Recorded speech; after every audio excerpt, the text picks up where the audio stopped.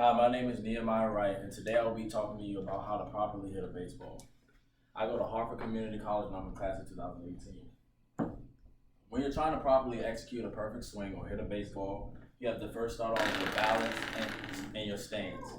Once you start off with your balance and your stance, you can have either a wide base, a medium base, or a smaller base. Next off, you get in your stance, you have your elbow up so you can get through the ball. After you put your elbow up, you watch in and watch as the pitch comes, and you thrust your hips forward. When you thrust your hips forward, depending on what type of pitch it is, you should be able to differentiate the speeds and velocity or what type of pitch it is. So if you get a high pitch, your swing should have to be flat, where you meet the ball right here. Because when the ball is flat, you meet it right here and you can hit a line drive. When it's a low pitch, you need to elevate and get your hips through so the bat plane can go more vertical than horizontal. So I'm gonna demonstrate if a high pitch were to come right here, you will meet the ball right here so you can hit a line drive to either right field, left field, or center field. When it's a low pitch, you have to get more vertical. So you're right here, you have your elbow up, and you can do a toe tap or a leg kick. It depends on what type of is more comfortable for you. So when you have a low pitch, you get the bat more vertical, you drop your hands, and you follow through. After that, you have to work on strike zone awareness, whether the ball is going to come inside, middle, or outside. First off, I'm going to demonstrate how to hit an inside pitch. So when you set your base up and you do all the proper things that I just told you, when the inside pitch comes, you have to get your hips through. Right here, you thrust your hips through, and you get your bat going in, so you can turn down the ball and hit the ball down the third baseline.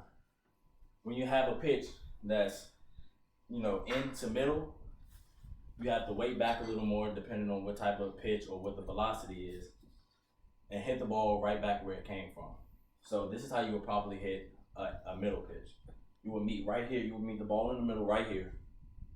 Next, after you meet a middle pitch, you have an outside pitch, which is arguably the hardest pitch to hit. With an outside pitch, you have to let the ball travel as much as possible and get deep so you can hit it the opposite way. So now I'll be demonstrating how to hit an outside pitch.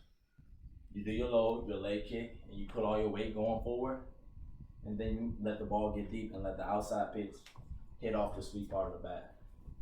The difference between the major leagues and high school, college, etc., is that college and etc. uses a metal bat. In the major leagues, they use a wood bat. The differences between these two bats is that a metal bat has 3 sweet spots.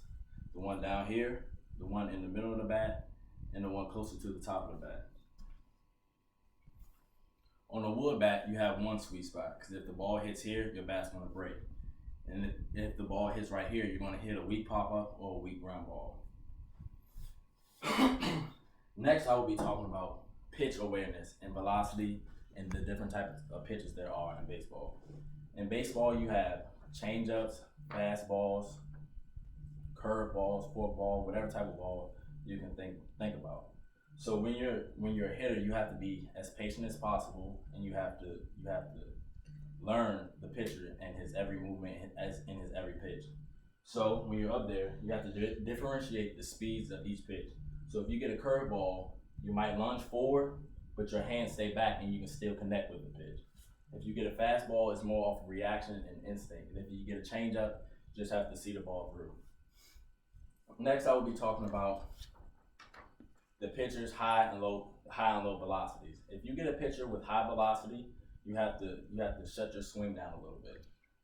You have to basically slow your swing down or speed it up. So if a pitcher throws harder velocity, you will have to slow everything down, watch it in, and hit the ball where it's pitched. If a pitcher has higher velocity, then you have to be more faster with your movements, such as your hip mobility, such as your leg kick, such as your toe tap, or whatever feels comfortable to you.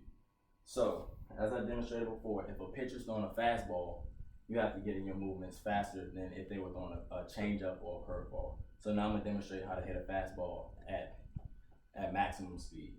So right here, you get in your stance, elbow up, as I said earlier, right here, and you hit and let the ball go forward.